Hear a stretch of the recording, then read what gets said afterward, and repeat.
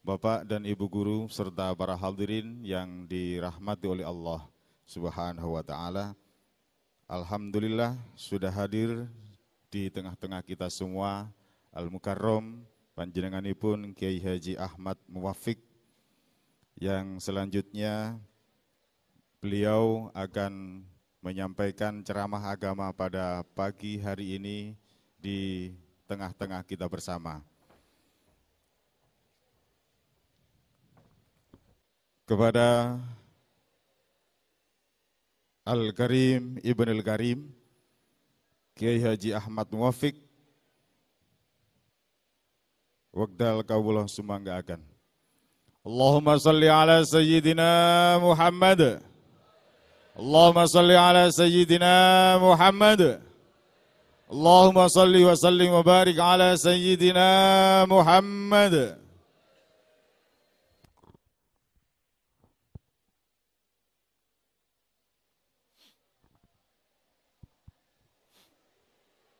Assalamualaikum warahmatullahi wabarakatuh.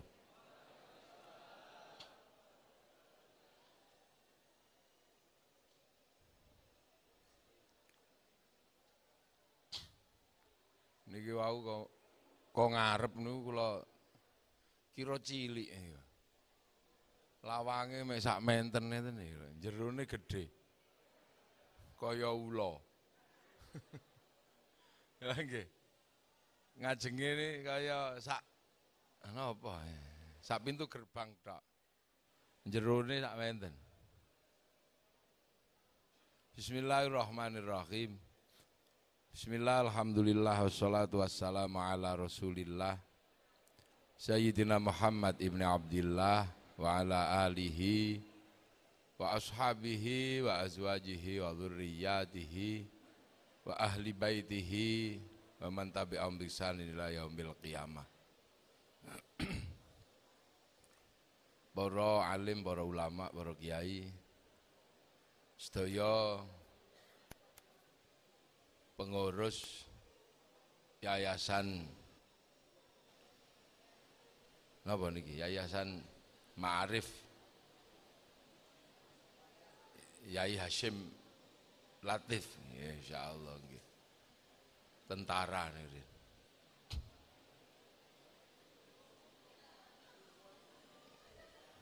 Para wali murid, guru niki. Wah niki guru kabeh. Kula ki nek wali murid. Pantesan wangi ambune. Nek wali murid itu apek. Nggih. Lha niki ana kanca-kanca TV 9 nggih. Para hadirin wal hadirat ingkang minulya.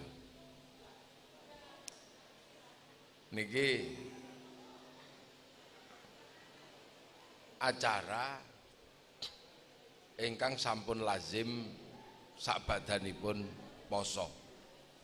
Jadi halal bihalal niku angger bar poso mesti halal bihalal.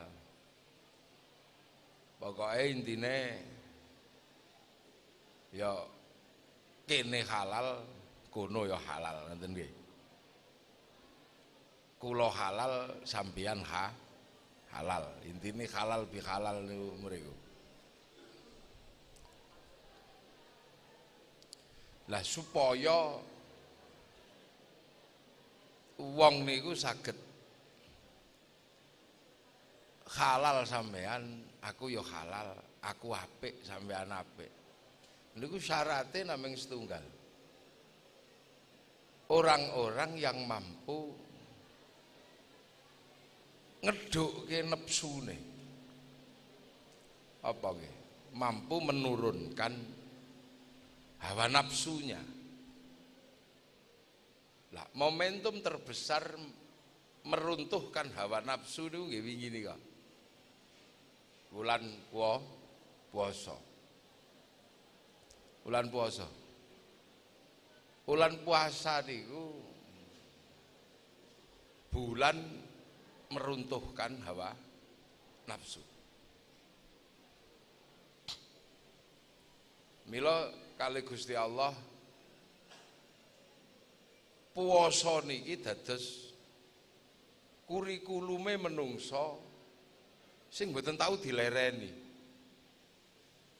Niki. Dadi nek panjenengan niku duwe kurikulum sing ora tahu leren niku lak matematika. Bahasa Indonesia niku mboten tahu leren. Gusti Allah niku ndamel sekolahane menungso niku ya ana sing mboten tahu leren. Pelajaran niku mboten tahu dilereni. Siji pelajaran rabi. Nikah niku kurikulum yang tidak pernah berhenti. Mesti diulangno. Semenjak zaman Nabi Adam tekan Nabi Muhammad niku ana pelajaran nikah nih. Nah, sing kaping kalih yang kedua adalah pelajaran puasa. Pelajaran puasa itu juga pelajaran yang tidak pernah dihentikan sama Allah. Semua itu diajari poso. Nabi Adam diajari puasa. Dikenal dengan puasa Ayyamul Bid sama Ayyamus Sud. Hari terang, hari gelap. Jadi 13, 14 Ramadan, Purnama, 27, 28, 29 akhir bulan puasa. Nabi Idris ya diajarkan puasa. Cuman puasanya Nabi Idris ini agak ekstrim. Karena apa? Karena cita-cita Nabi Idris itu pengen melihat akhirat. Nabi Idris ini kan nabi kedua yang paling pusing itu. Karena apa? Umatnya selalu nanya, ya Idris, kok kamu ngajak ke surga, apa pernah kamu lihat surga? Apa kon ya tahu ero, Idris? Ya gak ero, podo-podo gak ero, ada ajak-ajak. Apa pernah kamu lihat malaikat ya Idris? Ya enggak, sama-sama enggak lihat aja kok. Lah maka Nabi Idris itu disuruh puasa sama Allah untuk menempuh cita-cita melihat akhirat biar bisa jawab sama umatnya. Niku digengken poso.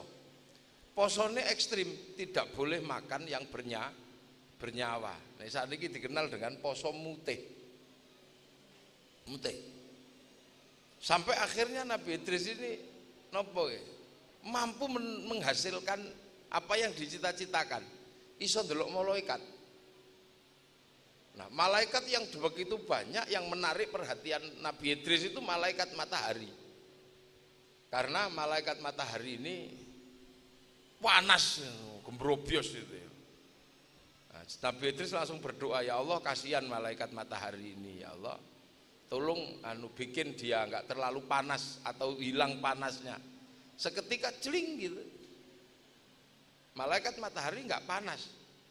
Karena ndak panas malaikat matahari terus takon teng Allah, ya Allah kok ndak panas? Oh didongakno Nabi ku Idris. Kapan-kapan kula angsal cuti mboten ya Allah. Lu kok cuti? Ya saya tak terima kasih sama Idris. Ya kono. Turun menemui Nabi Idris, malaikat matahari nemui Nabi Idris. Ya Idris, apa? Terima kasih kamu telah mendoakan saya sehingga matahari ini tidak lagi panas. Ya ndak apa-apa sama-sama. Lu kok kamu turun ini gimana, Mas? Lo kenapa? Lo sampean kan penjaga matahari, nek matahari ini gelundung gimana? Enggak wong, itu teman saya masih banyak. Saya kan koordinatornya. Oh ya sudah. Lo berarti nih sampean koordinator itu malaikat yang banyak itu ada. Ada. Malaikat itu banyak sekali. Oh berarti cerita tentang malaikat itu yang paling galak katanya bernama Israel itu ada. Oh ada itu temanku itu. Kerasnya luar biasa. Lah kenapa Mas? Enggak, saya itu pengen kenalan gitu. Boleh enggak? Ya boleh dong. Itu temenku kok, nanti tak SMS kan ya. Kenapa sih? Saya biar bisa cerita sama umat saya karena umat saya ini ngeyelnya luar biasa, selalu nanya mati apa itu lah. Ya sudah besok tak SMS kan janjian ya. Akhirnya janjian. Malaikat Israel turun. Begitu malaikat Israel turun, Nabi Idris takut. Saking takutnya sampai ngepir gitu. Kata malaikat matahari, ya Israel, jangan galak-galak gitulah. Dia temanku, berubahlah kamu jadi manusia. Akhirnya celing jadi manusia biasa. Ada apa kamu? Enggak, saya pengen ya Israel, pengen merasakan dicabut nyawanya itu gimana sih? biar saya bisa cerita sama umat saya. Cek aku iso cerita. Ya sekono turu. But dijabut selama 10 menit, kembalikan lagi. Hidup lagi, begitu hidup Nabi Idris nanya, "Loh, katanya sakit kok enggak?" "Ya enggak, wong kamu temennya temenku, aku ya enggak enak."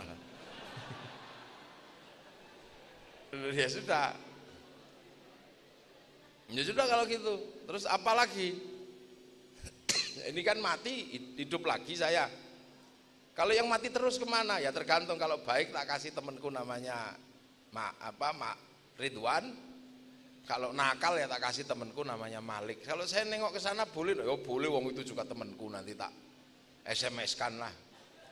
Tengok neraka. Nah, begitu habis lihat neraka lah masuk surga lah. Karena masuk surga akhirnya, ternyata ini tuh kampung halaman yang ditanya sama umatku ini.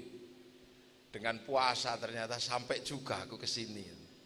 Ya Idris, udah selesai, jam besoknya pulang.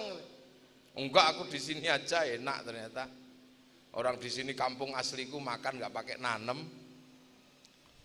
Pengen istri juga nggak perlu pacaran, nggak perlu apa, baru batin udah datang nggak pakai baju, enak di sini. Udah di sini aja. Loh, syaratnya di sini itu udah mati. Oh sudah, kemarin sampean tanya sama Israel. Ya itu sudah 10 menit tapi terbalikin lagi loh, kan sudah. Harus lewat neraka. Oh ya sudah. Sudah kemarin semua. Oh ya sudah kalau gitu. Nah itulah. Ini kan kayak cerita dongeng gitu kan. Saya dulu juga nganggapnya ini dongeng. Tapi ternyata dalam Al-Qur'an ada satu yang memang orang harus mencari cerita ini. Apa? Ahlul kitab di dalam Al-Qur'an itu kan 3. Yahudi, Nasrani, sama Sobi'in. Nah Yahudi diceritakan umatnya Nabi Musa, Nasrani umatnya Nabi Isa. Lah Sobi'in itu siapa kan gak diceritakan. Ternyata Sobi'in itu umatnya Nabi Idris ini, yang kehilangan nabinya kesingsal teng langit itu. Maka kemudian gak mau ikut nabi siapapun ini, orang Sobi'in ini selalu nunggu Nabi Idris. Nah sekarang ada di perbatasan Iran sama Irak, dikenal dengan nama Sobi'ah Manda Iyun. Ibadahnya sehari ngadep ke timur itu. Nah yang malam ibadahnya agak berat karena syariatnya sehari mesti ngawini bojone sedina ping 100. Lho kok Bu? Lho sampeyan aja mbayangno sing iso ming singa itu. Panganane daging. Wong kene panganane terong ya sebulan sekali. Lho itu puasa. Nabi Nuh nanam pohon suruh puasa. Termasuk Nabi Dawud suruh puasa. Nabi Musa suruh puasa. Nabi Isa puasa sampai teng zaman Nabi Muhammad. Maka kama kutiba alal ladzina min qablikum. Dan puasa ini jadi puasa semua orang akhirnya. Agama-agama besar ini semuanya punya ajaran puasa. Agama Zoroaster, agama kuno itu juga ajarannya puasa. Tuhannya 2 orang Zoroaster itu, Tuhan terang sama Tuhan gelap. Tuhan terang namanya Ahriman, Tuhan gelap namanya Ahura Mazda. Itu juga disuruh puasa. Nah 2 Tuhan ini suka kelahi. Makanya kalau Tuhan Ahriman itu kalah terjadi gerhana matahari, Tuhan Ahura Mazda kalah terjadi gerhana bulan. Nah itu juga puasa. Orang Majusi puasa, penyembah api itu. Kalau apinya mati, puasa orang Majusi. Api alam kok mati ya puasa. Api di dalam rumah kok mati ya puasa. Ini orang Majusi. Cuman agama Majusi ini punah. Punah karena apa? Raja Majusi yang terakhir yang namanya Rustum ini masuk Islam. Besanan sama Sayyidina Ali, dapat menantu Sayyidina Husain. Maka terus orang Majusi berhenti menyembah api. Tapi orang Majusi ini karena kalau nyembah api itu apinya ditaruh di bangunan tinggi, diukir namanya manaro. Maka ketika masuk Islam, apinya dihilangkan, manaronya ditaruh depan masjid. Akhirnya masjidnya orang Islam di Persia punya manaro. Semua orang lihat manaro kok bagus, akhirnya semua berlomba-lomba bikin Manaro, sampai di Sidoarjo namanya menoro itu. Jadi tidak semuanya kok terus kemudian itu dari Arab tuh bukan. Manaro itu dari Persia. Kalau Kubah itu dari Romawi, karena masjid Romawi tidak mungkin menggunakan cara kayak masjid Arab. Masjid Arab itu bolong tidak apa-apa, wong tidak pernah hujan, jarang-jarang hujannya. Lah masjid Eropa apa meneh masjid mriki kok ora ana tutupe, bosok kabeh kayune. Maka menggunakan sistem kubah seperti ini nih. Ini kalau di Arab nggak butuh kayak begini. Nah, karena di sini butuh kanopi gede ini. Orang Hindu ya disuruh puasa, namanya upawasa. Nggak makan, nggak minum, nggak menyentuh istri. Maka ketika Islam datang kok punya pelajaran nggak makan, nggak minum, nggak menyentuh istri, kok kayak upawasa, maka Syahrul Siyam dikenal dengan bulan puasa. Dan itu dari dulu begitu. Orang Buddha puasa, kalau pengen mendapatkan kesempurnaan 8 jalan menuju nirwana, puasa di bawah pohon bodhi dan nggak pakai baju, cuman pakai kain selempang, nggak pakai celana.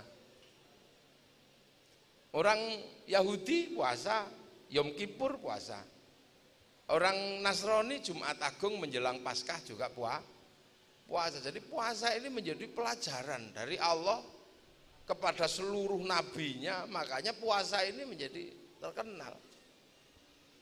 Dan peristiwa-peristiwa besar ini lahirnya dari puasa. Nabi Muhammad dapat wahyu setelah 15 tahun naik turun ke Hira puasa.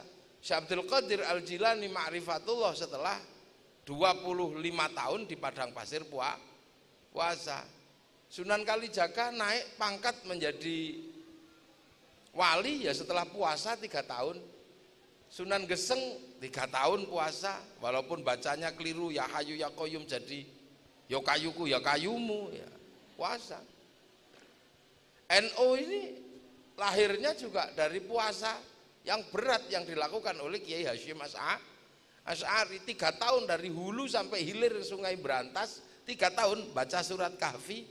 Terus kalau malam tidak pernah tidur, sholat hajat 2 rakaat, rakaat pertama yang dibaca surat At-Taubah 41 kali, rakaat kedua surat Kahfi 41 kali. Maka ya pantas NU itu jadi besar, wong tirakate suwe.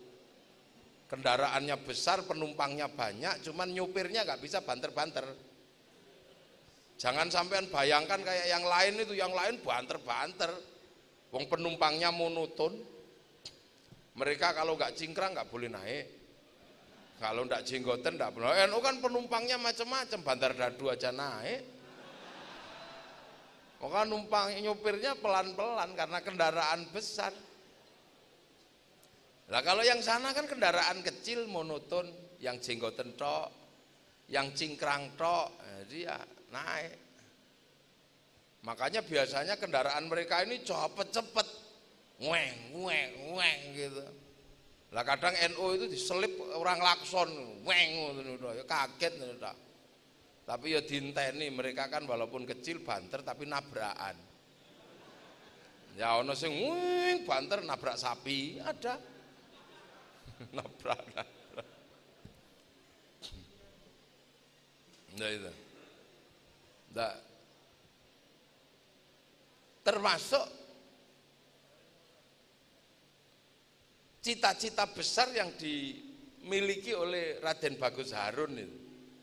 Raden Bagus Harun itu calon Raja Mataram. Pengen punya anak alim tapi jadi raja. Keluar dari kerajaan itu, puasa 7 tahun di daerah Pagotan sana, Pagotan Ponorogo situ. Sampai 7 tahun itu sumur yang ditirakati itu muncrat 7 meter. Bah aku untuk Lailatul Qadar. Maka sumur dikenal dengan nama sumur Sewu Wulan. Sampai sekarang kampungnya dikenal dengan kampung Sewulan. Raden Bagus Harun akhirnya dikasih anak perempuan, galaknya luar biasa. Dikenal dengan namanya Ageng Alap-alap. Tidak ada yang berani nikah, sing wani ngrabi cuman Raden Santri. Punya anak Mbah Makhdum, lahir Mbah Maklum, lahir Mbah Tafsir Anom, lahir Mbah Qolyubi, lahir Mbah Ilyas.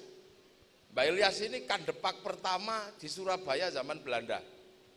Lah dari Mbak Ilyas lahir Mbah Nafikoh, perempuan gewalak itu dinikah sama Kiai Hasyim Asy'ari. Ya akhirnya punya putra Yai Wahid Hasyim. Yai Wahid Hasyim menikah dengan Nyai Solihah binti Bisri Sansuri, keluar anak Abdurrahman Wahid atau Gus Dur. Bener-bener lahir ulama, jadi umarok, jadi presiden walaupun 2 tahun. Dulu puasa 7 tahun dulu. Pak Harto itu punya ibu namanya Sukirah. Itu enggak terlalu pinter, tapi ketika pengen punya anak jadi raja di Jogja sana, puasa 9 bulan. Karo muni ya Allah anakku sok dadi raja, ya Allah dadi raja. Cari tonggone wong edan wong ora turunan raja kok pengen jadi anaknya jadi raja. Tapi sama Allah ya dituruti kok. Lahir Pak Harto itu keriting jembluk itu. Kasih nama Soeharto jadi presiden 32 tahun. Mbah Manap Lirboyo itu sebelum mendirikan Lirboyo itu puasa ngerawat 56 tahun, 56 tahun. Mangan uwi itu ngerawat. Sampai uwine dicolong gendru, akhirnya karo Mbah Manap diganti gadung. Maka jam 12 malam Pondok Lirboyo wambruk gara-gara gendruwune mendem. Akhirnya diombeni minyak jarak karo Mbah Manap terus waras. Terus jadi santri tugasnya nyenggot itu nimba sing pakai bambu panjang itu dulu. Nah sekarang gendruwone pensiun karena Lirboyo wis duwe sanyu. Pensiun. Lha nggih. Ya termasuk Yai Hasyim Latif ini juga dikenal puasanya sangat kuat. Yai Hasyim Latif, Pak Ud, ini dulu kan murid-muridnya Gus Kholik semua. Gus Kholik itu putrane Mbah Hasyim Asy'ari sing anti peluru niku. Sing trompahe nomor 52 niku. Saking besarnya, bapaknya Gus Kakam gitu. Itu semua santri mesti ngokon poso. Makanya hebat semua santri apa Tebu Ireng itu zaman segitu. Loh makanya dulu orang tua kita ini enggak terlalu pinter, tapi posone ya kuat. Bisane cuman Bismillahirrahmanirrahim, tapi rajin puasa, sakit gigi dihitoni ngono ya waras. Nah saiki wong turu Bismillahirrahmanirrahim ya basin tok. Makanya sekarang nggak ada orang kuat. Dulu singo no karo menungso takut. Singo teko no menungso, ngono singone lari. Lah saiki menungso begitu denger puasa takut. Sama melinjo aja takut. Tuh melinjo, gak melinjo, enggak, kenapa? Samurat aku. Ketemu sate takut, apa takut. Jadi puasa ini kurikulum dasar. Kurikulum apa sih sebenarnya? Kalau di Islam kan la'allakum tattaqun. Ini Islam itu kurikulumnya la'allakum tattaqun, supaya kamu jadi orang yang bertakwa. Takwa itu apa sih sebenarnya? Takwa itu adalah kemanapun kita menghadapkan diri, merasa dilihat oleh Allah. Ka'annaka tarahu fa illam takun tarahu fa innahu yara. Kalau ya iku takwa. Dadi delok apa ae meromongso karo Gusti Allah. Lah kenapa la'allakum tattaqun kok sekolahnya kok pakai puasa? Lah ini karena orang yang berpuasa ini adalah orang yang mengendalikan nafsu dasare menungso. Jadi nafsu dasar manusia, basic insting cara cah sekolah gitu. Basic dasarnya manusia itu ya mulut, ini yang dari mulut ini sama bawahnya pusar itu. Orang kalau sudah urusan mulut apa saja bisa dilakukan. Orang korupsi, orang apa dasarnya kan memang mulut.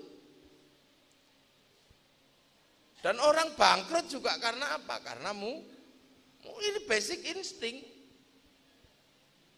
Basic dasarnya manusia iki urung lambe iki. Sehat ya perkara lambe, lara ya perkara lambe. Makan pil ya masuknya lewat mulut, makan nasi ya lewat mulut, ngomong ya lewat mulut, I love you ya lewat mulut. Lewat ini semua. Nah, ini basic dasarnya manusia. Nah, basic dasar manusia yang mulut sama ini memang paling berat. Karena apa? Karena ini dunia. Mulut ini itu kan posisinya ada di tubuh, ada di dalam raga. Raga ini kan dunia. Kalau guru biologi kan biasa menjelaskan nutfah. Nutfahnya manusia itu kan nutfah dunia. Kita makan, keluar ada yang tadi ada yang tadi umbel, ada yang tadi keringet. Lah, zat hidup yang ada dalam makanan itu namanya nutfah. Nutfah inilah dari idza arada syai'an ayyaqula lahu kun fayakun, itu loh nutfah. Zat hidup itu yang oleh orang Eropa kemudian menghasilkan yang disebut animisme, dinamisme. Itu sebenarnya karena orang Eropa tidak bisa paham apa to zat hidup itu, dia nggak ngerti. Maka kemudian semua benda kok dianggap bernyawa ya dianggap aja terus animisme, dinamisme. Nah, nutfah-nutfah yang ada dalam makanan ini kemudian disatukan oleh sebuah sistem tubuh menghasilkan yang namanya nutfah yang disimpan di dalam sulbi atau sperma. Nah, sperma ini kemudian yang dijadikan untuk mengkonstruksi tempatnya manusia. Kalau yang ini kan cuman tubuhnya aja. Ini kan bukan manusia. Manusianya kan ada di dalam sini. Kalau ini kan casingnya, ini kan casing buatan lokal ini. Makanya kalau dibuat di Sidoarjo ya kecil-kecil, pesek-pesek begini, wong casing. Kalau dibuat di Arab ya cantik, ganteng gitu, rambutnya keriting.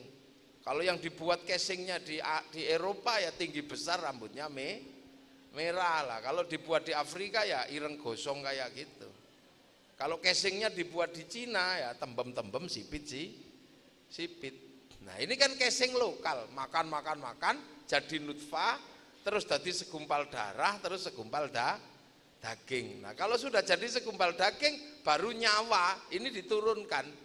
Lah nyawa itu ditanya, apa pertanyaan Allah? Alastu birabbikum. Kamu lupa enggak nanti kalau aku itu Tuhanmu?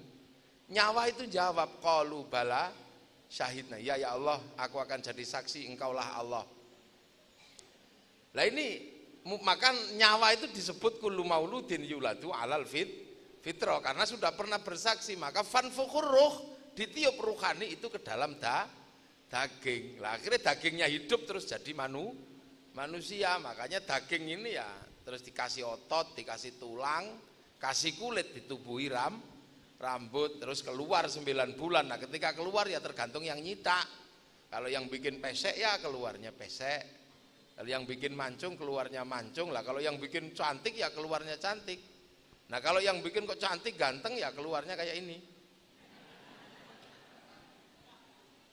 Nah yang dunia ini casingnya ini karena dunia ya kecenderungannya dunia iki wis donya tok nek bungkus ini. Tangannya Pak Guru ini sama, tangannya Kiai sama. Wong tangan ini dunia kok. Tangannya wong lanang itu setiap perlu bokong mesti ya pengen jawil. Pasti wong ini dunia kok. Guru-guru YPM hati-hati sampean yang perempuan tangannya pengen gini aja. Sama, ibu-ibu juga sama tangannya pengen dunia pengen digelangi, pengen demok pipi yo halus, padha. Semua sama, wong ini dunia, yang bedakan itu cuman remnya tok. Nah ada yang remnya cakram, kayak Kiai ini remnya cakram. Begitu ini di rem set itu mandek. Nah kalau rem sini kan ada yang tromol, duk. Loh maka jangan heran wong ini dunia kok. Makanya kalau dengar azan Allahu Akbar, tek gitu nyawa ini ya pengen kembali kepada Allah. Wong besok tahu kok nyawa itu pulang. Tapi casingnya ya ndak mau. Bokong ini dunia ya duduk dulu. Bahkan sampai di dalam masjid pun masih tidak mau kalau casing ini. Ininya pengen Allahu Akbar. Ini sudah ini wajah tu wajihiyah, sudah pengen khusyuk. Paling ya 5 menit itu tidak ada, 1 menit lah. Kenapa? Karena dunia nggak mau, mata ini dunia mesti tidak mau. Begitu ini wajah tu wajihiyah, matanya melek, matanya kembali ke dunia. Loh, rukoe bolong, kuping kembali ke dunia, ono dululit, es krim, milih tahu. Bahkan sampai dengar orang imam baca Quran, enggak mau. Bismillahirrahmanirrahim. Wadduha wal laili idza saja. Lama ini, suwe. Dan dunia enggak mau. Lu sampean bisa bayangkan kalau raganya manusia. Loh, kenapa? Oh, no. Saya ya. Wis sampean selehno wong ora tak ombe wae lho kok sampean bingung. Ya. Nggih. Wong nek nyeluk kula awan ini aman, rasa dikei mangan wis aman kowe. Jadi sampean bisa bayangkan raga ini dunia. Dia berhenti di dunia. Lah, nyawa ini kembali ke akhirat. Nyawa ini kenal Allah. Raga ini tidak kenal sama sekali. Tidak kenal. Ini sudah mau sholat aja raganya ini tidak mau. Nah ini terus piye menungso itu harus pulang. Nyawane pulang, raganya tidak pulang, raganya kembali ke situ. Raga ini sama sekali tidak kenal Allah. Sementara nyawa ini bekalnya Allah. Lah manusia sama padi itu kan sama. Padi itu nanti cuma mengantarkan beras. Debok itu mengantarkan pisang. Lah, raga ini mengantarkan nyawa. Baik buruknya beras tergantung baik buruknya padi. Baik buruknya pisang tergantung baik buruknya debok. Nah baik buruknya nyawa ya tergantung baik buruknya raga. Nah, nanti kan terus panen.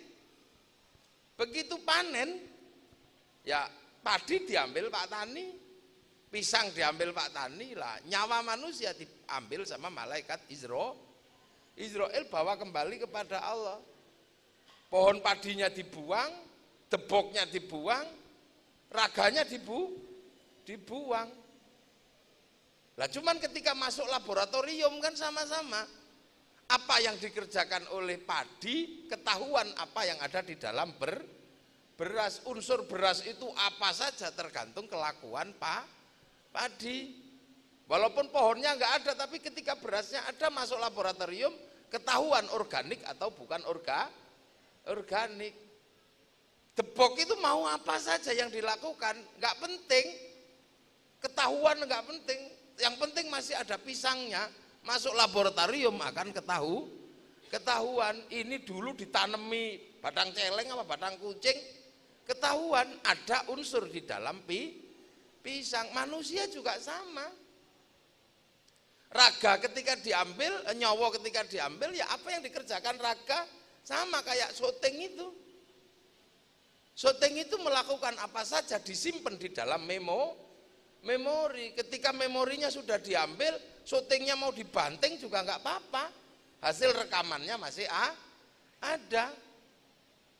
Damen itu mau diapain saja sudah nggak penting. Ketika padinya ada, rekaman damen ada. Lah, rekaman-rekaman inilah yang disebut apa? Simpanan mithqala dzarratin khairan yara, mithqala dzarratin syarrai yara. Lah ngerekam apa sekarang tubuh kita ini? Bekal ini cuman Allah. Tapi tangan kalau nafsunya gede, makanannya nggak nafsu dunianya nggak diturunkan, ya tangan nggak bisa kasih bekal Allah. Mata ini kalau nafsunya orang gede ya tidak bisa ngelihat Allah. Orang nafsunya besar itu masih emosian, nafsunya belum turun, lihat istri gemuk ya langsung Syahrini. Tapi kalau orang nafsunya sudah kendor, dunianya ini, raganya ini nafsunya sudah kendor, lihat istri gemuk, alhamdulillah dari perutnya yang gendut lahir 10 anakku. Keranjang juga kalau diisi berkali-kali juga belenduk. Telinga kalau nafsunya udah kendor enak. Apa? Dengar suami ngorok gitu, alhamdulillah. Akhirnya yang direkam sini, alhamdulillah. Lain orang nafsunya tinggi masih emosian gitu.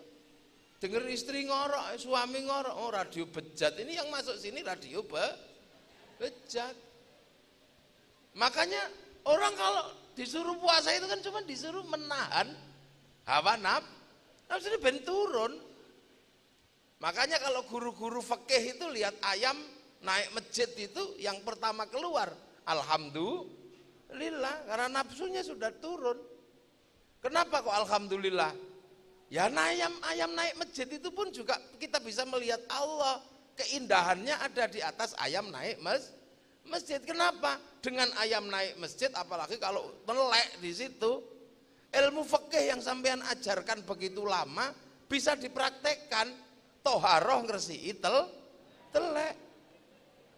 Lah kalau nggak ada ayam naik masjid, terus cara prakteknya bagaimana?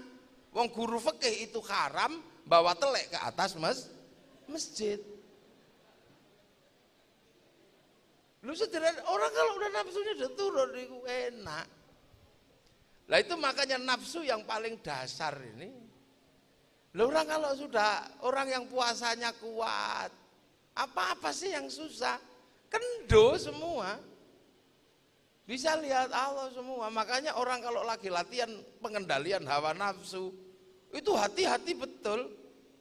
Orang kalau lagi melakukan tirakat itu, hati-hati betul. Dua keinginan apa gitu dipikir. Pengen bebek itu misalnya, bebek goreng gitu. Dipikir. Apalagi kalau sudah berhari-hari pengen kok nggak ada barangnya, tambah wedi. Ancaman terbesar adalah ketika orang punya keinginan yang akhirnya keinginan itu nggak terwujud. Pengen bebek goreng, cari kemana-mana ndak ada karena lebaran ya. Warung masih tutup, cari ke situ nggak ada, situ nggak ada, situ nggak ada. Tahu-tahu kita main ke rumah kepala sekolah, ada bebek goreng, wah ini cocok ya. Akhirnya dimakan, bus, enak, halal. Dimanggake, tapi orang yang lagi latihan hawa nafsu mikir, karena berhari-hari mikir bebek goreng itu pasti membuat bebek goreng itu enaknya luar biasa. Lah ini bebek goreng itu sudah sangat nikmat karena nafsu keinginan itu, setelah keturutan ya sudah, terus main ke guru yang satunya, monggo pak bebek goreng, ampun lah pun, monggo, sudah tidak terlalu pengen bebek goreng, akhirnya begitu makan, enak nggone Pak Kepala Sekolah. Begitu sampean bilang enak nggone Pak Kepala Sekolah, sampean rusuh karo Gusti Allah. Kenapa? Wong hari ini didumi sing itu kok masih ndak terima, bayangno sing wingi. Lha iki jenenge la in syakartum la azidannakum wa la in kafartum inna adzabi la syadid lembut. Lha wong nek nafsune kendo, langsung hidup ya enak. Nah itu pelajaran dasar mengendalikan hawa nafsu. Dan menungso itu nafsunya udah tinggi, ya punah manusia itu. Wong tidak bisa terima kok apapun salah, apapun keliru. Tidak bisa. Makanya orang ini diulang puasa ini minimal mengendalikan hawa nafsu. Maka puasa itu paling dasar, yang penting nggak makan, nggak minum dan nggak itu. Mengendalikan hawa nafsu. Makanya orang puasa itu enak, ada puasa dasar, ada puasa rodok naik, ada naik lagi. Kalau kita ini ya puasa paling dasar lah, yang penting nggak makan, nggak minum dan nggak itu aja. Makanya model kayak kita ini kalau nggak tahan dengan es degan ya boleh, kumur-kumur es degan kalau bulan puasa boleh. Ya enggak apa-apa, yang penting ora dilek ngono mawon. Lho puasa itu kumur-kumur kan boleh, kumur-kumur air degan boleh, pengen seprit, kumur-kumur seprit boleh, enggak apa-apa, yang penting tidak masuk ke belakang kintil-kintil ini. Rokok boleh, yang penting enggak masuk ke belakang ini, enggak boleh. Makanya ngicipi makanan boleh, sikatan boleh, karena puasa itu batas mulut itu kan kintil-kintil ini apa sih? Ya intil-intil sini ini, apa, gulu mencing apa itu? Lah ini, lah makanya pelajaran ini diberikan terus ben menungso itu nafsune itu turun, maka sampean harus mengambil kelas apa, monggo. Kalau kelas nggak makan, nggak minum, nggak menyentuh istri, ya itu kelas TK kan gitu. Kalau naik dikit, ya seluruh tubuhnya berpuasa ini SMP, kelas khawas ini. Jadi tangannya puasa, telinganya puasa, kakinya puasa. Loh akhirnya semua kalau sudah dipuasai enak, pecak telek gitu, alhamdulillah ya Allah, alhamdulillah, ijik maneh, wudu maneh, ngentedut, alhamdulillah, iso wudu maneh, wudu juga ganjaran. Apa saja pokoknya kalau sudah nafsunya turun, apa saja bekalnya Allah. Sendal hilang, masya Allah. Akhirnya yang kesini Allah. Rekaman besok itu Allah. Nanti nafsunya dhuwur, sendal hilang ya, wedus gitu. Akhirnya nanti di hadapan Allah ada rekamannya. Loh kok ada wedusnya? Dus kesini, apa? Ya Allah, kamu kok ada di dalam hatinya orang ini, kenapa? Iya itu nuduh saya nyuri sendalnya ya Allah. Saya tidak terima dia masuk surga, wong dia juga tahu gak ada wedus sok nyolong sendal, itu tidak ada. Lu memang cuman gitu aja, bledek dor subhanallah. Allah, jadi sing direkam sini itu besok Allah tok. Itu syaratnya nafsu tuh turun. Nah, itu saja. Itu basic dasar manusia. Lah, itu sekolah menjadi orang yang bertakwa. Iki sekolah gitu. Tapi wisudanya ada di mana? Ternyata wisudanya tidak berada di puasa. Pemberian titelnya itu tidak di puasa. Pemberian titelnya ada di ya ayuhan nas inna khalaqnakum min dzakari wa untha wa ja'alnakum syu'uban wa qabaila lita'arafu inna akramakum indallahi atqakum. Jadi kita baru dikasih predikat muttaqin, itu adalah ketika kita mampu apa? Mampu memahami penciptaan Allah dari laki-laki terhadap perempuan, kemudian jadi bangsa dan suku. Jadi Allah menciptakan laki-laki dan perempuan. Ini butuh orang untuk mengendalikan nafsunya agar paham. Loh kalau orang nafsunya tinggi gitu gak ngerti bedanya laki-laki dan perempuan. Nah kalau gak ngerti bedanya laki-laki dan perempuan pasti ribut. Pasti ribut orang itu kalau gak ngerti bedanya laki-laki dan perempuan. Sing lanang gak paham sing wedok gak paham sing lanang, pasti ribut. Loh perempuan itu kan dibikin gak sempurna. Kalau laki-laki dibikin sempurna. Laki-laki juga harus ngerti perempuan itu tidak sempurna. Makanya perempuan bisa sempurnakan. Alisnya enggak sempurna alis perempuan itu. Maka bisa disempurnakan pakai celak. Lah laki-laki harus ngerti belikan celak. Lah harus ngerti. Lah laki-laki kan alisnya sempurna dikasih celak malah jelek. Loh itu nanti terjadi keindahan. Perempuan itu bibirnya nggak sempurna, makanya bisa disempurnakan pakai lips. Laki-laki harus ngerti belikan lipstick. Ojo kok bojone dijarno klus itu ya jangan. Makanya perempuan itu harus dimengerti. Tangannya perempuan itu bisa disempurnakan pakai gelang. Tugas laki-laki belikan gelang. Loh itu laki-laki mesti ngerti. Itu basic dasar kehidupan manusia itu adalah perbedaan laki-laki dan perempuan karena kelangsungan hidup dunia tergantung laki-laki dan Laki-laki tok ya nggak jadi apa-apa. Perempuan tok ya nggak jadi apa-apa. Jadi kehidupan itu karena laki-laki dan perempuan. Nah, perempuan itu dikasih apa aja kan bagus. Dikerudungi bagus, nggak dikerudungi ya bagus. Dijembul-jembul ya bagus. Kayak bunga gini ya bagus. Kasih celana panjang ya bagus, celana pendek ya bagus. Nggak dikasih apa-apa ya bagus. Lah itu laki-laki mesti ngerti. Itu basic dasar lah. Kalau kita nggak, itu Allah yang bikin gitu-gitu itu. Allah yang bikin. Loh, makanya orang kalau ini nggak bisa mengerti. Perempuan cerewet, ya memang Allah bikin perempuan itu cerewet. Laki-laki mesti ngerti karena kalau perempuan itu nggak cerewet, anaknya nggak cepet omong. Ya cerewet. Perempuan itu suka nangis, laki-laki juga ngerti. Karena hanya dengan perempuan itu menangis kita bisa memanjakan perempuan yang nangis kan bisa dilus-elus. Sampean seneng di bojo kok satpam, ngono ya ora seneng. Maka perempuan itu kalau suka menangis ya sampean harus tahu. Kalau perempuan nanya uang gitu ya sampean laki-laki mesti ngerti, Pak uangnya mana?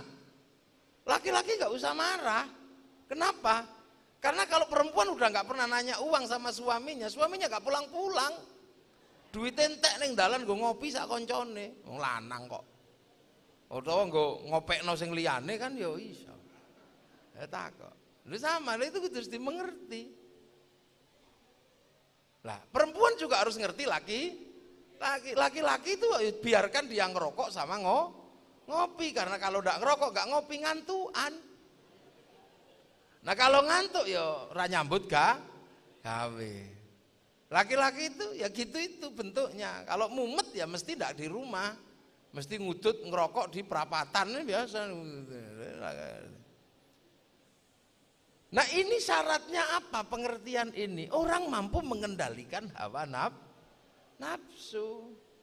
Nah kalau sudah dari sini orang mengerti, maka akan lahir pengertian baru bahwa dari laki-laki dan perempuan tercipta bangsa dan suku.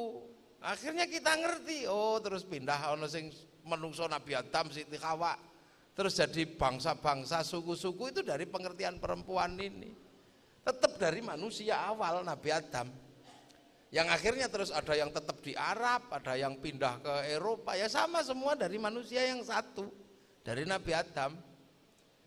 Nah, sampean mesti ngerti kenapa kemudian setelah pengertian terhadap manusia adalah pengertian terhadap bangsa dan suku. Sampean ngerti orang Arab, enggak usah emosi sampean.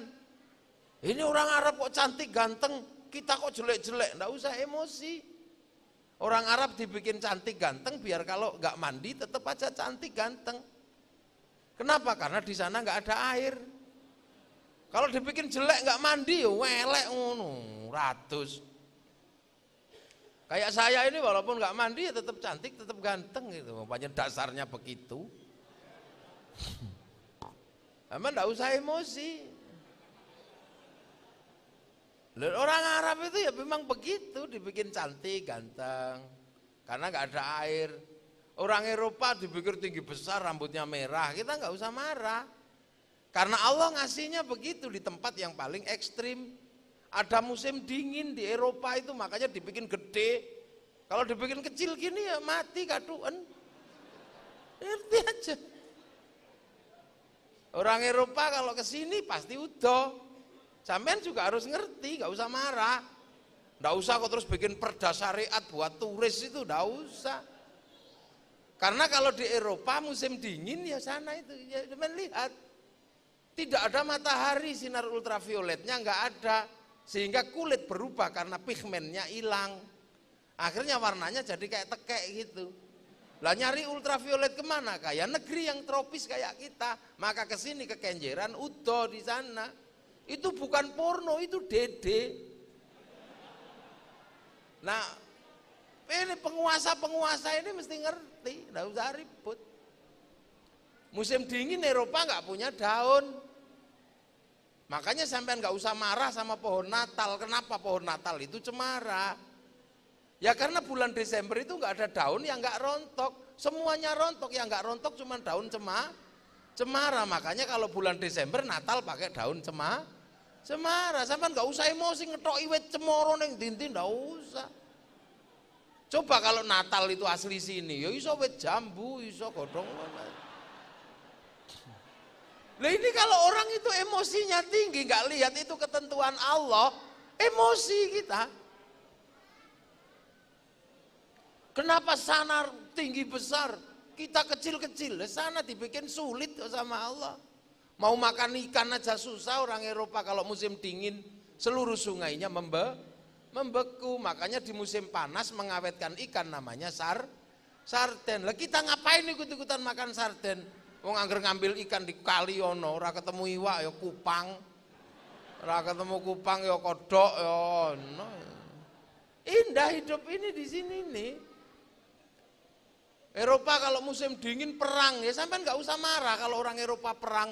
Kenapa orang Eropa itu kok ngajak perang kemana-mana, di Timur Tengah kok perang? Ya mereka harus ngambil minyak, untuk apa? Menghidupkan turbin listriknya di musim dingin dan di musim panas. Musim dingin kok listriknya mati, ya bongkok orang Eropa. Musim panas nggak punya pendingin, mati mereka. Lah di sini nggak pernah panas, nggak pernah dingin, maka di sini biasa aja, teknologinya nggak AC, tapi sarung sama kebut. Nah kalau panas dikit ya kebut-kebut, kademen sarungan, kemulan itu aja. Nggak usah ribet, makanya SMK ini kalau ada SMK ya nggak usah ngoyo-ngoyo gitu loh. Biasa aja jadi orang Indonesia. Nggak usah terus bayangno pengen tinju kaya wong Eropa, ini tetap kalah sampean. Sampean segini ya, kalau sampean ini nyunduk ngono ya cepat. Maka kayak sepak bola gitu ya, itu memang olahraganya orang Eropa. Itu orang Eropa sana yang tinggi-tinggi, Indonesia mau digalakkan kayak apa, tetap kalah sama orang Inggris. Nah sana gede-gede kayak gitu, kalah. Makanya olahraga basket, enggak usah lah terus SMK sini bikin olahraga basket, itu gua apa? Kalah sama orang NBA, kalah. Makanya orang Thailand pinter menawarkan organisasi yang khas mereka punya, sepak takraw. Ya seluruh dunia mana bisa mengalahkan takronya Thailand? Wong aslinya dari Thailand. Kita kan juga punya nekeran, itu kan punya. Duh ini basic ini mesti pahami. Ya kita dikasih Indonesia ya sudah, Allah ngasih kita kecil-kecil, pesek-pesek, enggak apa-apa. Orang Afrika kenapa dibikin hitam gagah gitu, ya nggak usah sampean terus emosi lihat orang Eropa. Oh loh, Allah nitipkan singa itu di Afrika sana kok. Kalau dibikin putih dikejar singa ya kelihatan. Lah kalau dibikin hitam gitu mak telesep itu sudah enggak kelihatan. Orang Cina, ya orang Cina itu ya mesti tebem-tebem sipit gini. Karena kalau musim dingin salju turun, apa? Mataharinya kelihatan. Nah, salju turun terus ada matahari kan ya silo ya begini.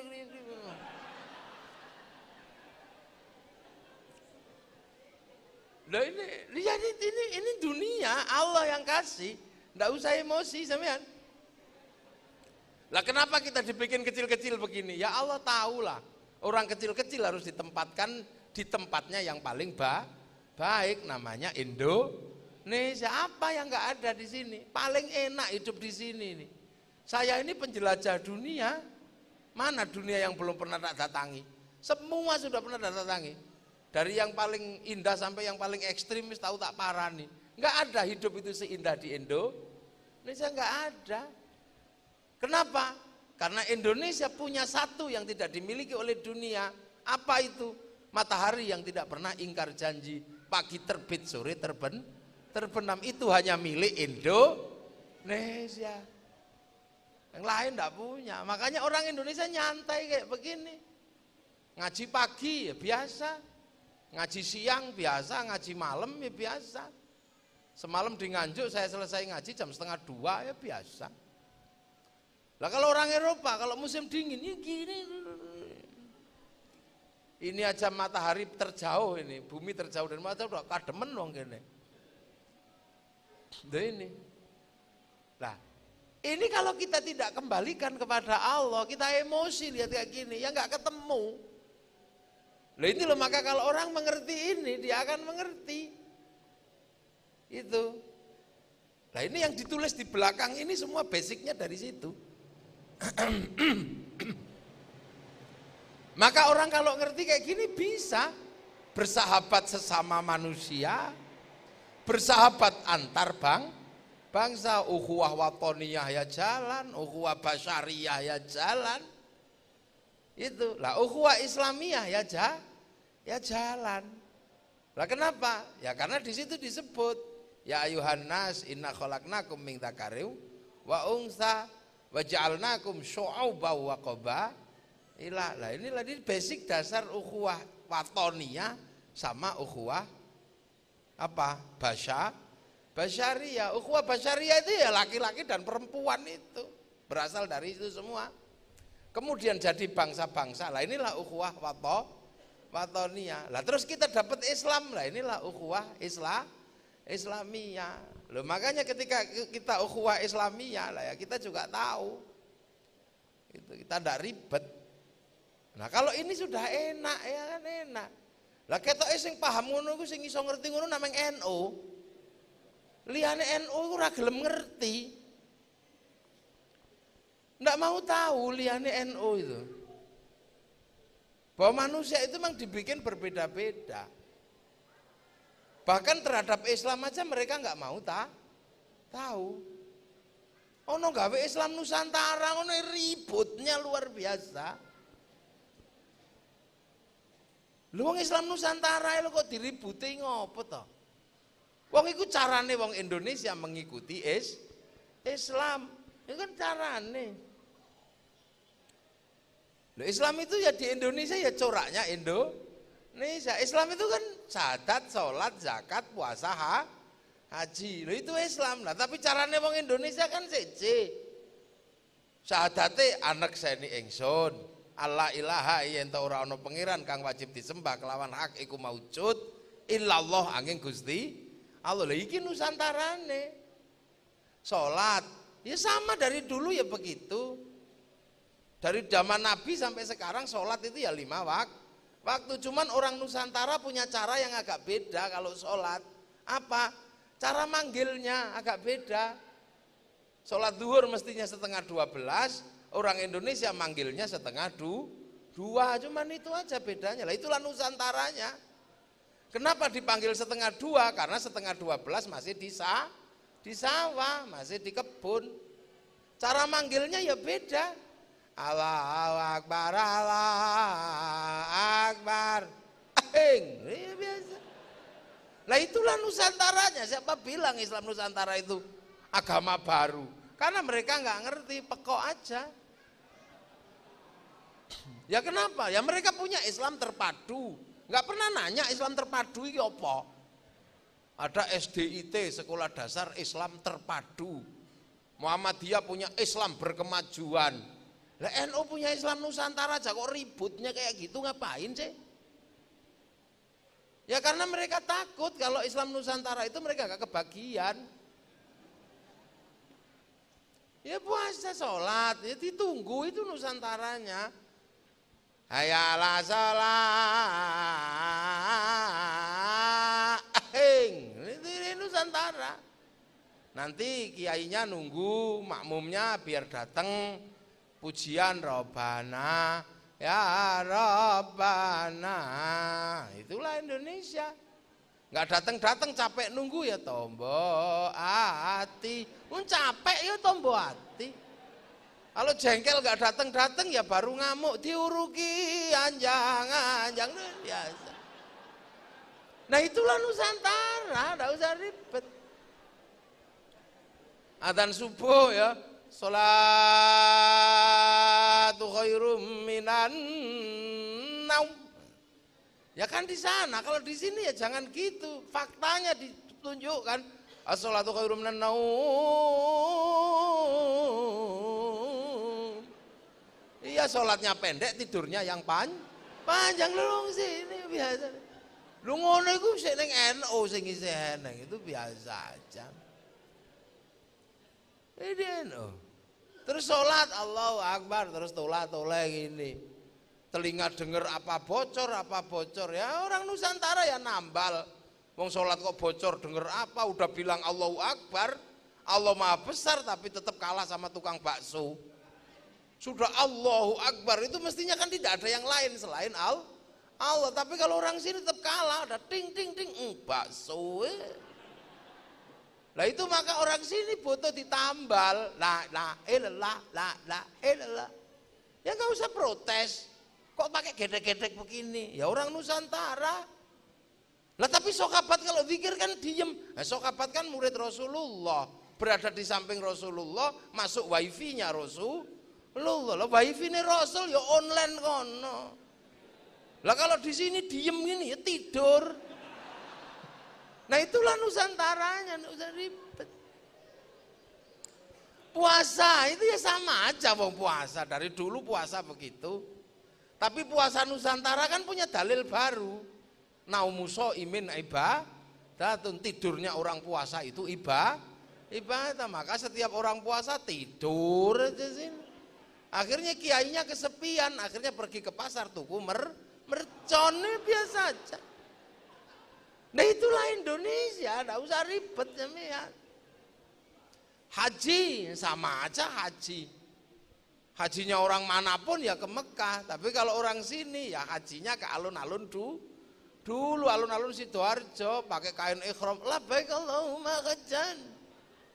Ya tapi Ka'bahnya triplek. Nah kalau orang jauh dari Surabaya nanti perginya diantar pakai bis. Yang pergi haji masuk asrama, nah yang nganter masuk kebun binatang Surabaya kan biasa. Itulah Nusantara, tidak usah ribet. Jadi ada orang memahami Islam Nusantara itu kayaknya model baru. Ya karena mereka nggak punya model. Karena kalau sudah bicara Islam Nusantara, mereka nggak punya model. Wong apa-apa bid'ah, iki bid'ah, apa aja bid'ah. Ibarat orang masak sudah nggak punya bahan, karek balung tok. Makanya mereka ini kalau masak ya mau balung tok, ya micine kendeli, akhirnya lahir generasi micin itu. Lah NU masih lengkap semuanya. Ya orang Nusantara kenal Nabi, ya ndak kenal. Bagaimana orang Nusantara kenal Nabi? Wong kenale kiai. Ya kenalnya Kiai Hasyim Latif kan gitu. Kiai Hasyim Latif ngerti Islam kenal sama Kiai Hasyim Asy'ari. Kiai Hasyim Asy'ari kenal Islam karena kenal Kiai Khalil sama Kiai Asy'ari. Lah Kiai Asy'ari ngerti Islam soalnya kenal sama Kiai Khairon.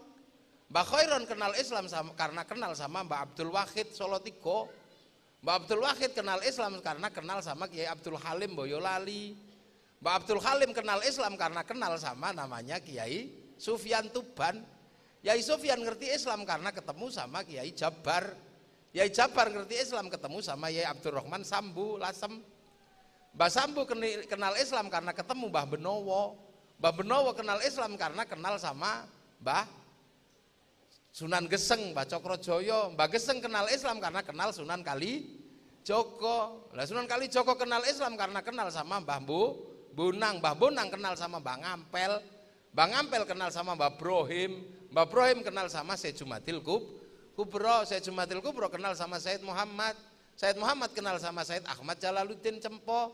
Karena kenal sama Said Alawi Amil Faqih, kenal sama Said Ahmad Sokib Mirbat, ketemu sama Said Ali Kholik Qasam, ketemu Said Alwi, ketemu Said Muhammad, ketemu Said Alwi, kenal sama Said Ahmad Al-Muhajir, kenal Said Aisyah An-Naqib, kenal Said Ubaidillah, kenal Said Muhammad, kenal Said Ali Uraidi, kenal Said Ja'far Sodik, kenal Sayyid Muhammad Bakir, ketemu sama Sayyid Ali Zainal Abidin, ketemu sama Sayyidina Hasan Husain, ketemu sama Sayyidina Ali. Lah Sayyidina Ali ngerti Islam karena ketemu sama Rasulullah.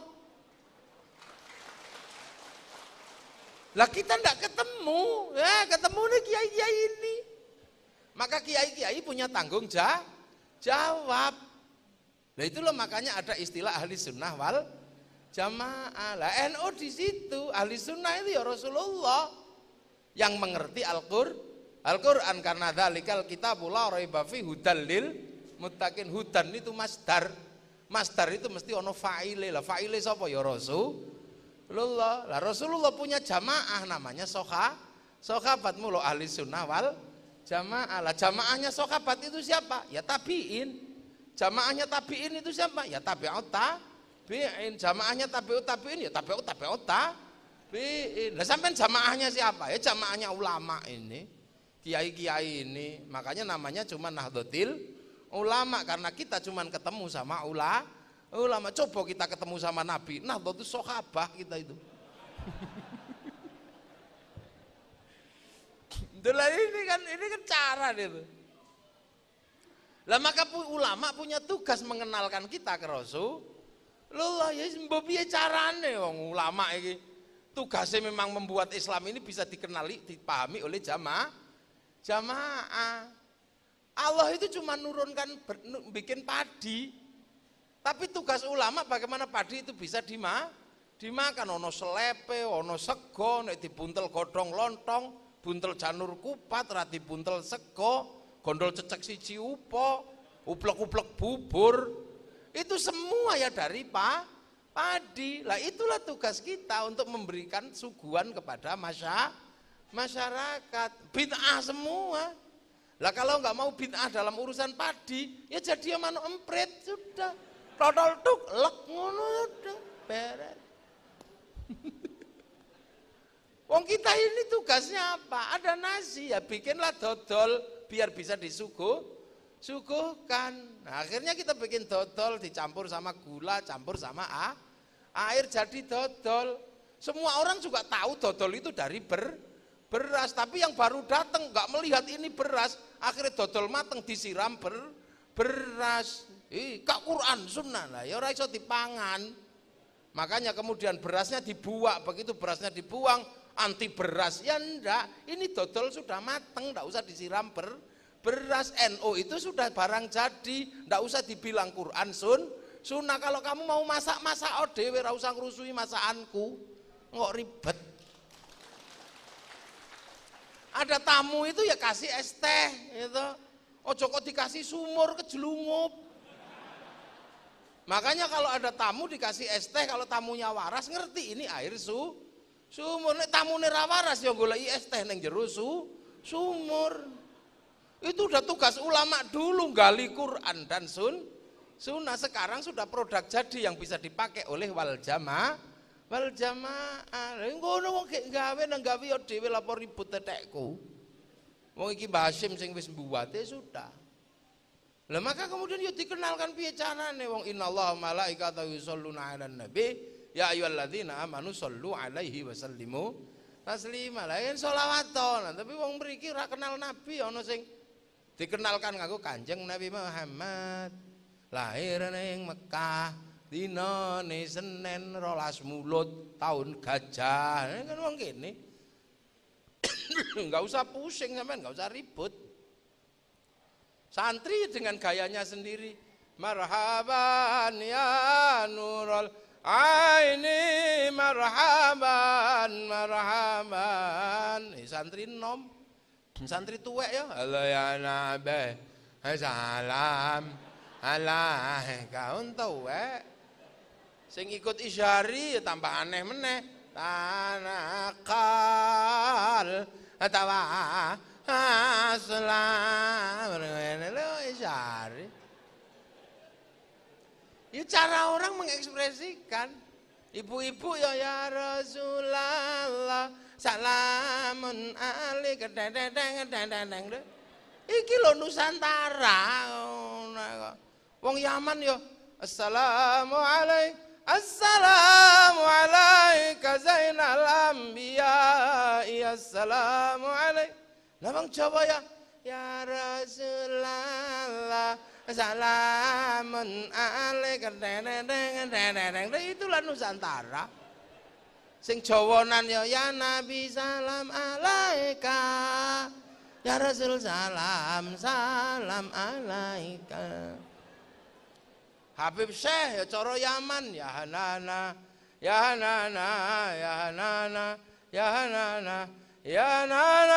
bi Muhammad zalikal fadlu min Allah.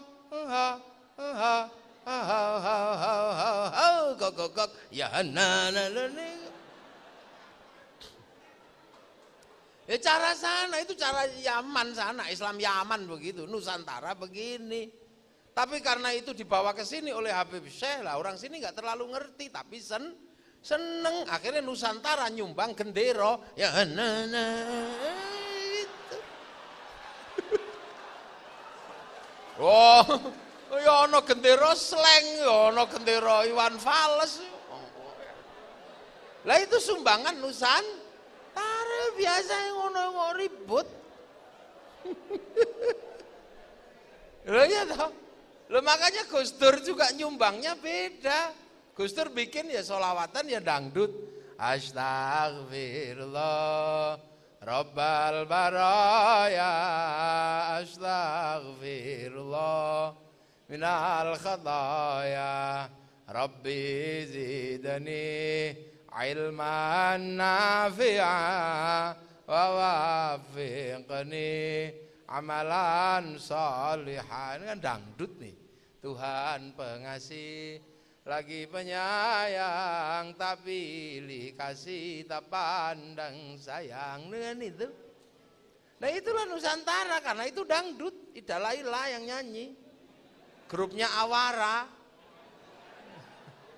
Sing ngarang Ahmadi sama Abdul Qadir, maka lagunya bagus-bagus, wong kiai yang ngarang. Ndak kayak sekarang sing ngarang wong koclo kabeh. Di mana? Di mana? Kemana iki lagu kok takok? Ngampe Ayu Ting Ting iki bojone ilang ora krasa. Terus teko Sidoarjo ana lagu ra ana suarane meng bokong tok.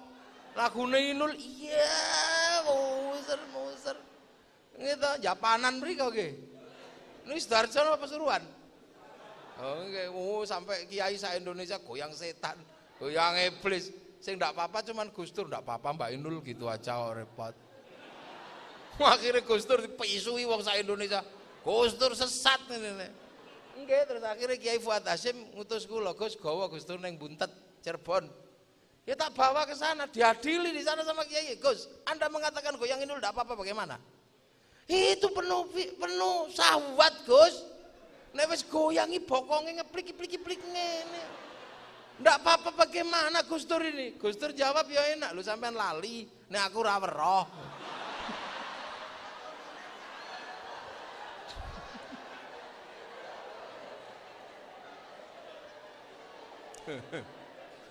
Lah inilah Indonesia, biasa mawon.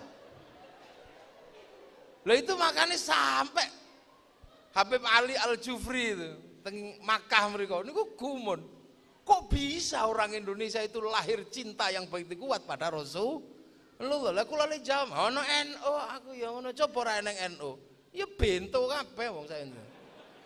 Ora melu NU, koclo kabeh dikir meneng ini. Moco. Lah terus sing bodoh-bodoh lah ndak denger terus nirokne apa? Maca apa, Mbah? Mbah. Bener-bener gue enak. Sholawatan ini pencinta Rasul akeh. Mula sebab cinta ya gayane seje wong orang kalau sudah cinta itu kan penuh mahabbah. Ungkapan-ungkapannya ya anta Samsun, anta Badrun, ya Rabbi bil Mustafa, itu kan ungkapan cinta. Lah saat ini banyak orang melihat ungkapan mahabbah didelok dari ilmu fikih, rusuh ilmu fikih kok delok ilmu cinta. Bahasa cinta itu, Dek, sehari aku nggak ketemu denganmu, mati aku. Lah niku nek cara fikih kan rusak. Masa nggak ketemu sehari aja mati? Haram, Mas, musyrik kamu. Yang bikin mati itu Allah, ya ora entek ya. Mau ngomong apa terus? Allah dia yang bikin mati. Ada orang cinta. Makanya bahasa cinta itu lihatlah dengan bahasa cinta. Mendelok itu kalimat cinta itu. Ingin ku mati bila tak ingat dosa. Ingin rasanya ku pulang ke rahim ibu. Wong sakmono gedemu mulai ke rahim ibu piye. Loh tapi itu kalimat mahabbah, kalimat cinta. Rhoma Irama kehilangan cinta, ya bikin syair yang musyrik. Cara fikih, ku tahu rumus dunia, emang kowe ngerti rumusin dunia? Kaya Gusti Allah ae Rhoma. Ana entek. Gitu. Seorang kekasih ditinggal pergi sama pacarnya. Enggak mau SMS, tanya sama Allah. Wong cinta kok. Sing dinesoni langsung Gusti Allah, enggak mau nanya, coba. Seandainya aku bertemu Tuhan, akan kutanyakan tentang dirimu. Lah pacar hilang itu kok Gusti Allah. Loh ini kan ungkapan-ungkapan mahabbah. Robi Al-Adawi ya cinta ya beda ungkapan. Ya Allah, kalau ada nikmat buatku di dunia, aku nggak butuh, kasihkan musuh-musuhmu aja. Kalau ada nikmat di akhirat nanti buatku, aku juga nggak butuh, kasihkan kasih kekasihmu aja ya Allah. Kalau ibadahku karena pengen surga, tutup surga itu dariku. Kalau ibadahku kok takut neraka, buka neraka, bakar aku di dalamnya. Tapi ya Allah, kalau aku ibadah karena aku rindu padamu, jangan sekali-sekali kau palingkan wajahmu dariku. Lha iki lak nek cara fikih ya musyrik kocruk iki wong ngono. Lho sakniki la ilastolil firdausi ala alaqu ala naril jahimi. Lha karo nggawa botol arak coba sampean. Ya Allah, ya weh. Aku bukan ahli surga ya Allah. Tapi kalau aku kau masukkan neraka, ndak kuat aku ya Allah. Lalu ikut terus sampean delok teko ilmu fikih, ya koclok sampean. Makanya banyak orang ikut tanpa cinta. Ono wong nek seneng ya ora mungkin mengatakan Rasulullah orang tuanya masuk neraka. Loh ini loh. Lah itu makanya kalau bahasa cinta itu memang berlebihan begitu. Burung pipit jatuh cinta, ya berlebihan bahasanya. Burung pipit yang kecil yang suka makan padi loh. Itu pacaran di samping singgasana Nabi Sulaiman. Dia lupa kalau Nabi Sulaiman mengerti bahasa burung. Dia ngerayu pacarnya, "Dek empret." Apa Mas empret? "I love you, pret." Gitu. Yang empret laki-laki marah, "Dek empret, aku cinta." Pret. Aku benar-benar cinta. Kalau aku harus membuktikan cintaku padamu dengan meruntuhkan kerajaan Sulaiman ini, akan aku runtuhkan kerajaan ini dan akan aku rebut mahkotanya, ku persembahkan padamu sebagai tanda cintaku padamu. Lho iku manuk emprit lho jatuh cinta muni ning ngono. Nabi Sulaiman yang denger, "Olah pret lambemu." Ya manuk empritnya jawab, "Ya Sulaiman, mengertilah. Inilah kalimat emprit kalau lagi jatuh cinta lu ini. Lu nek gak neng NU apa iso? Ini ora iso. Lu dia biasa mawon. Lu itu lo Nusantara. Makanya ukhuwah Islamiyah kita ini terjaga. Ya orang sini disuruh kayak Rasulullah ya nggak bisa. Kurban pakai unta, ya nggak bisa bang di sini kebo sapi. Maksakan diri kurban pakai unta, ya dicolong, dicekel polisi. Nyolong untuk kebun binatang Suro. Oh iya. Makan pakai 3 jari ya nggak bisa walaupun itu sunnah. Nek lontong kupang terus 3 jari ini kayak kocar kacir ini sendok. Jubah tidak semua bisa. Nek di Arab bisa pakai jubah karena tanahnya bersih. Neng kene terlalu ngetandur derep jubah ya keserimpet. Loh ini loh makanya ada gagasan-gagasan keislaman. Loh ini kalau kita nggak paham seperti ini, nggak tercipta. Makanya memahami perbedaan laki-laki dan perempuan, memahami perbedaan bangsa. Ini loh ukhuwah basyariyah dasarnya. Watoniyah menjadi bangsa-bangsa dan suku-suku dan menjadi Islam harus ngerti lah. Baru atqakum itu ada di situ. Makanya kalau orang sudah bertakwa, itu enak apapun. Itulah yaj'allahu makhraja wa yarzuqhu min haitsu la, ya akan ada jalan keluar wong kabeh dibalikin ning Allah kok. Lah kalau sudah hidup itu ada jalan keluarnya. Apa yang tidak terjadi? Makanya lau anna ahlal qura amanu wattaqau di situ. Kalau seandainya ahli bangsa ini, warga bangsa ini bertakwa, itu la fatahna tak buka. Loh itu kan rangkaian kalimat takwa yang kadang kita tidak pahami itu. Makanya sekarang orang tidak bisa terima, ya ribut kayak gitu. Jadi bangsa enggak tercipta. Sudah tahu orang Arab itu begitu, dia paksakan ISIS, ya enggak bisa. Orang sudah tahu di sini itu Islam Indonesia, dipaksakan Islam model Wahabi, ya enggak bisa.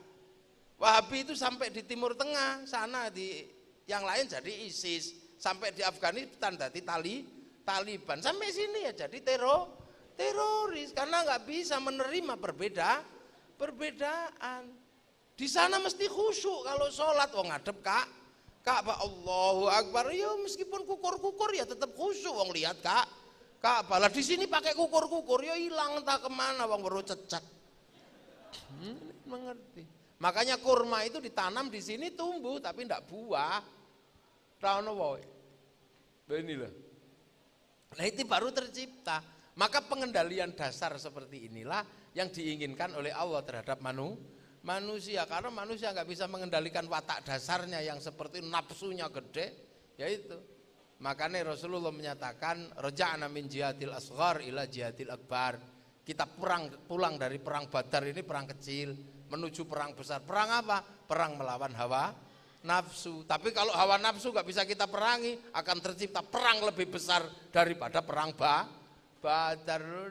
Akhir-akhir susah. Makanya orang-orang itu kalau 25 tahun kayak siapa?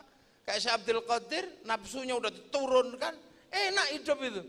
Lihat orang kecil, ya Allah ini anak kecil sekali pasti lebih dekat kepada Allah karena belum berdosa. Lihat yang tua, ya Allah ini tua kayak begini pasti pahalanya lebih banyak karena sudah beribadah lama. Lihat orang dablek, ya Allah ini dablek tapi jangan-jangan ini besok nggak dablek, malah saya yang jadi dablek. Lihat orang kafir, ya Allah ini kafir, jangan-jangan besok jadi mukmin, malah kita yang jadi kafir. Ya kembalikan semua kepada Allah. Enak hidup itu. Punya presiden kurus, gajinya kotak-kotak, alhamdulillah. Jelek kecil-kecil begitu, jalan tol jadi kok. Yang gagah-gagah malah cuman merencanakan tok. Lah kalau cuman merencanakan murid SMK juga bisa. Rencana ke bulan bisa, cuman gitu aja kok susah. Nah sekarang orang udah bisa terima, ini salah, punya Pancasila salah, punya bendera salah, apa aja salah. Ini nafsu kalau gak dikendalikan, bubar bangsa ini. Kalau dulu kiai enggak apa-apa, ulama, syaikhun, ustadzun, dikasih nama kiai, emosinya nggak tinggi, padahal kebo ada namanya kiai selamat, kok orang udah marah. Musola masukkan sini namanya langgar, syaikhun ustadzun kiai, tilmidun muridun santri, sholat sembahyang, kayak ibu-ibu itu loh, nggak usah ribet. Isinya apa, bungkusnya apa, bungkusnya kongwan, isinya rengginang, udah gitu aja.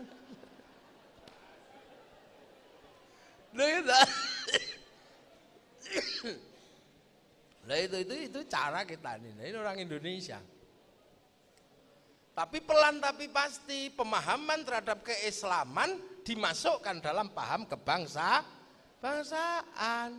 Bangsa dan suku kita berbeda-beda, kasta-kasta di sini. Islam mau masuk ya dirubah dulu kasta-kasta itu. Kenalkan istilah baru cara Islam namanya musyarakah. Menghilangkan kasta, menghilangkan raja dan hamba, masukkan istilah musyarakah yang akhirnya dikenal dengan bahasa masyarakat. Ini enak orang dulu itu. Nggak ribut kayak sekarang, khilafah, kamu itu bodoh baru datang nggak ngerti urusan. Musyarakah. Setelah itu hilanglah raja dan hamba, hanya sebutannya yang masih ada. Kawulo masih ada karena orang sini bilangnya kulo. Hamba orang Padang bilangnya ambo. Sahaya orang Melayu bilang saya. Abdi orang Sunda bilang abdi. Pukulun orang Banjar bilang ulun. Tapi struktur besarnya dirubah. Hilangnya raja hamba, masuk istilah ra'iyah, kullukum ra'in wa kullukum mas'ulun an ra'iyati. Satu ra'iyah itu saya ngomong sapa? Nabi diserap untuk saling bertanggung jawab bernama Rakyat satu-satunya bangsa Islam yang mampu menyerap kalimat ra'iyah menjadi rakyat hanya ulama Indonesia, yang lain tidak bisa.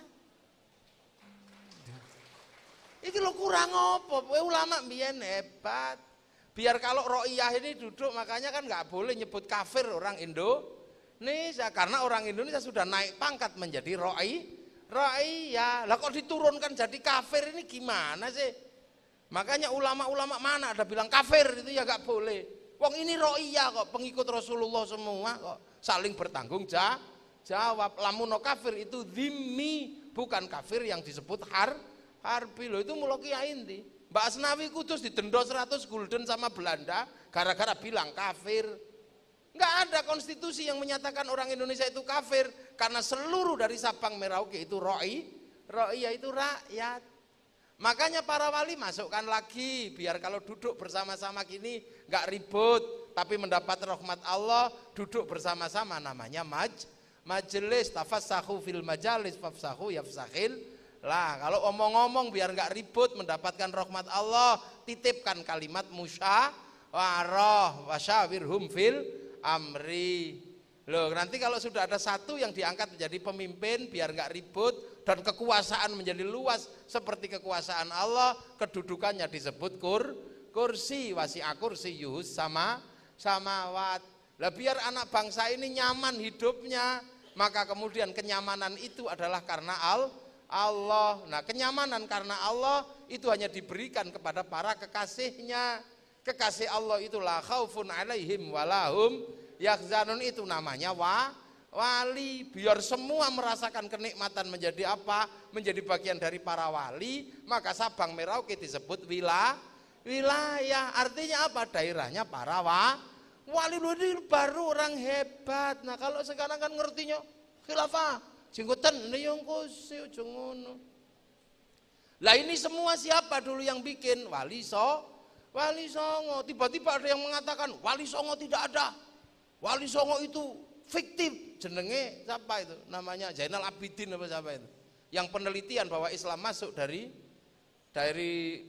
Arab langsung. Lah Kiai Said sebagai ketua NU marah, wong Wali Songo kok dibilang tidak ada. Nah yang olok-olok itu semuanya punya jenggot. Makanya sama Kiai Said, dasar orang kalau berjenggot itu goblok, katanya kan gitu. Itu maksudnya orang yang olok-olok Wali Songo tidak ada, itu kan jenggotan semua. Zainal Abidin, Basalama, Jawas, Sopo itu kan jenggotan kabeh. Akhirnya mereka balas Kiai Said yang goblok. Penerus Wali Songo kok mengatakan orang berjenggot itu goblok, padahal semua Wali Songo berjenggot. Lah katamu kemarin nggak ada, kok sekarang ada dan berjenggot. Nah sudah selesai sebenarnya habis setelah itu. Mengono tapi kan goreng. Karena semua sedang galau lihat NU itu kalau sudah punya, apa sih yang nggak ada? Punya semua. Begitu bikin rumah sakit di Sidoarjo, rumah sakit yang lain sepi. Begitu punya sekolahan gini, yang lain sepi. Kalau punya perguruan tinggi, yang lain sepi. Cuman NU itu belum bikin itu. Tunggu sebentar lagi, kalau NU sudah bikin, selesai kalian. Selesai. Sekarang 120 juta ini kalau sudah iseng besok 5 tahun nabung 1 juta aja satu kepala itu 120 triliun. Itu kalau sudah mau NU itu nanti, baru koin aja sudah miliaran, apalagi kalau nanti jutaan yang ditabung. Kalau 120 triliun selama 5 tahun nabung 1 juta, taruh aja di HSBC, 1 bulan diambil lagi, bangkrut itu bang. Itu dulu yang dilakukan oleh Rothschild, Rockefeller, yang akhirnya punya bank devisa New York yang duitnya dipinjamkan kepada Amerika yang sekarang ngontrol dunia lewat Wall Street. Lah Indonesia nggak bisa ngontrol, kenapa? Indonesia ini dijebak. Sing jebak siapa? Inggris. Makanya duit Indonesia ngaco kayak begini, 14.000, 15.000. Kenapa? Karena Inggris ini kurang ajar. Apa? Greenwich itu memperbolehkan Singapura sama Malaysia menggunakan jam 1 jam lebih awal dari jam Jakarta. Sini jam 8, sana jam 9. Akhirnya bursanya buka 1 jam lebih awal. Akhirnya saham-saham yang jelek selesai di sana, baru masuk sini yang bagus habis di sana. Sama dengan ibu-ibu pergi ke pasar, kalau kawanan dapat apa? Loh, orang kalau nalar dikit aja kan bisa, tahu kok ini pemerintah. Loh, kamu nggak pernah ngurus pemerintah, memang pangkatmu RT. Kayak Gus Yahya, kemarin saya ketemu sama Gus Yahya. Ini orang kan ribut gara-gara Gus Yahya ke Israel. Kiai Said ketemu Syiah. Lalu saya bilang, lu pangkatnya Gus Yahya ini Katib Am PBNU. Katib Amnya kelompok yang benar-benar Islam. Maka ya harus ketemu dengan kelompok yang benar-benar kafir. Benar-benar yang ngono lu pangkatnya kok. Lu kelompok benar-benar Islam ya ketemu nih kelompok benar-benar kafir, ojo kafir-kafiran. Islam ya ketemunya Yahudi, Kiai Said ya ketemunya Syiah gitu. Lah yang olok-olok itu pangkat RT aja enggak. Paling ketua laskar gitu. Nah sekarang semua ini kan kembali ke NU, sampean lihat. Sayyidina dulu orang enggak mau, sekarang mau. Tapi pakai baginda, Nabiyina, Rasulina kan sudah kembali sebenarnya.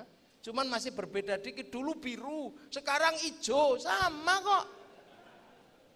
Dulu nggak mau tumpeng, nggak mau, sekarang mau tapi nasi kotak. Ingkong nggak mau tapi suwiwi sekarang mau. Ini kan semuanya sudah mau sekarang.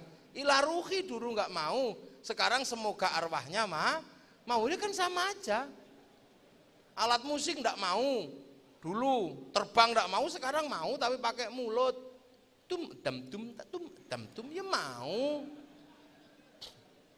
Suwo ndak mau, sekarang mau tapi pakai ruqyah. Lu gelem kabeh kok, makanya mereka ini sebenarnya sudah kembali, tapi masih malu-malu, mula ngejak-ngejak, mari kembali pada Quran dan Sunnah. Mari kembali, oh wong kowe tau lunga kok. Lah saya belum pernah kemana-mana kok diminta kembali. Ya kembalilah kamu, memang gitu. Lah ini maka semua kembali menjadi cara-cara ma'arif ini besok. Lah saiki ma'arif lagi gawe SMK apa ya, tunggu 20 tahun lagi. Panen ini besok SMK kayak gini panen. Ya anak-anak TV 9 itu dulu kan ya anak-anak SMK. Terus kuliah, rotok pinter-pinter terus dari TV 9. Nah sekarang yang masih bodoh TV 1.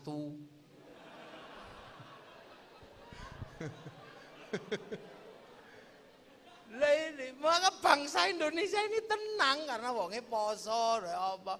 Enak lah, orang-orang ini ribet aja. Sekarang Hizbut Tahrir bikin halakoh di Tasikmalaya pakai nama Pertemuan Alim Ulama Dunia. Itu kan Hizbut Tahrir kabeh. Udah usah. Niki lho Sidoarjo gurune sakmene nglumpuk. Ini baru sak YPM. Nah, kalau yang lain semuanya ngumpul ya besar.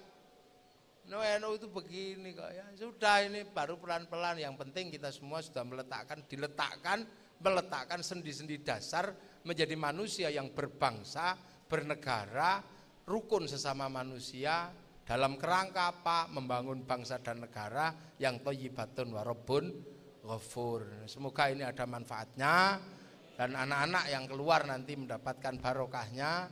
Nah, saya mohon pamit langsung ke Malang.